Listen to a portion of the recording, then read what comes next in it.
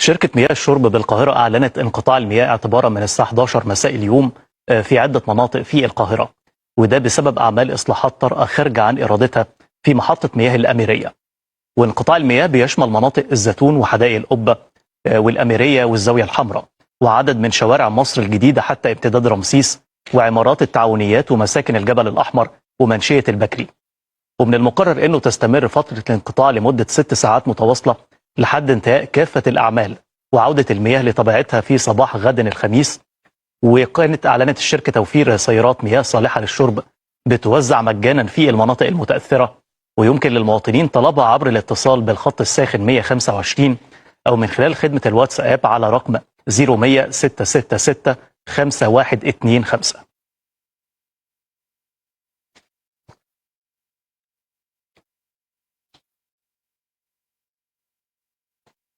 طيب نعرف تفاصيل أوفى هاتفيا معنا المهندس إسماعيل عبد ربه رئيس مجلس إدارة شركة مياه الشرب بالقاهرة الكبرى.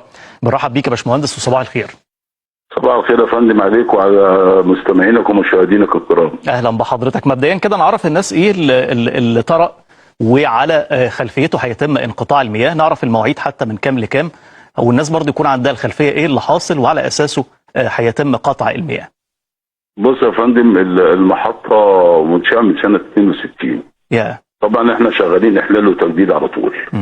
لينا في سواء المنشآت المدنية، مروقات، مرشحات، عنابر، طرمبات جديدة. ده محبس 800 مللي ظهر فيه عطل مفاجئ بيأثر عليك انك انت لو خط اتكسر بره ممكن ابطل المحطة بالكامل زمن ما اعرفوش انا غير لما اكون جاهز.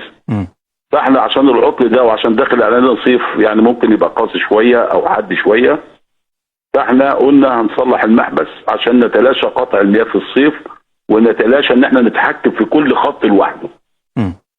مش خطي انا بطلع 4 خطوط، لو خط اتكسر ما اضطرش اقفل المحطه كلها.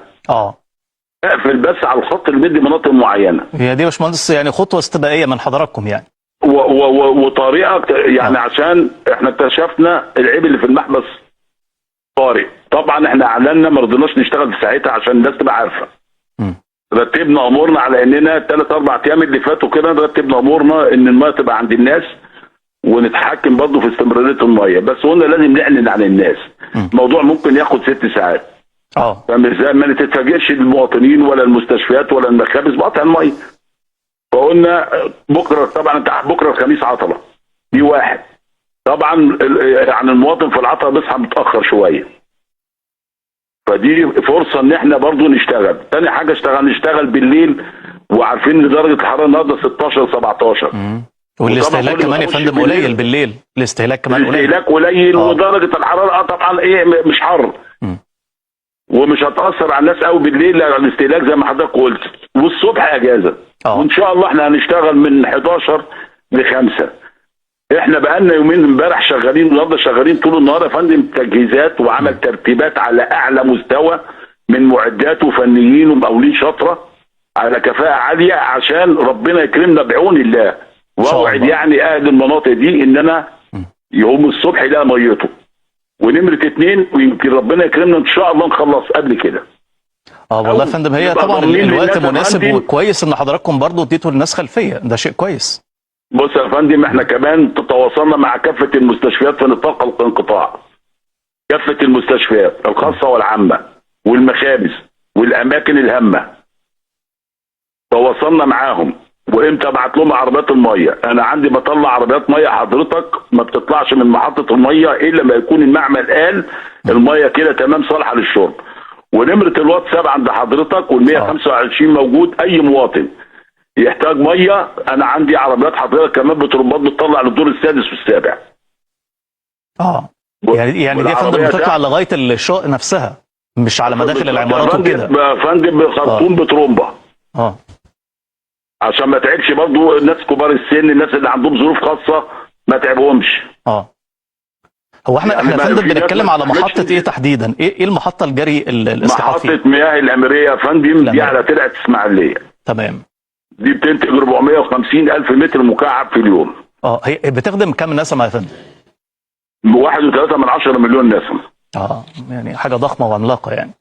هو يا فندم والله ربنا بص يا فندم احنا برضو ايه من الافضل نشتغل دلوقتي ونواجه المشكله دلوقتي، بدل ما نخش في الشهور درجه حرارته تبقى 40 واكتر من ال 40. ساعتها المواطن هيعاني جامد.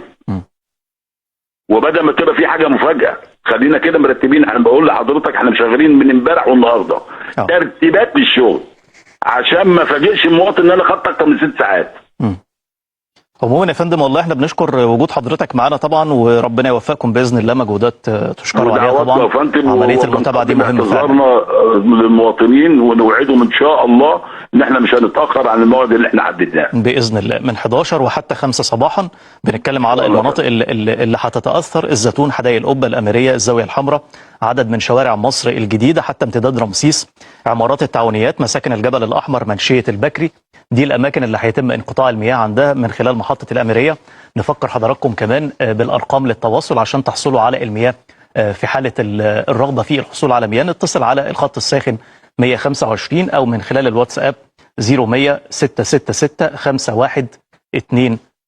فبنشكر جزيلا المهندس اسماعيل عبد ربه رئيس مجلس اداره شركه مياه الشرب بالقاهره الكبرى كان معنا هاتفيا.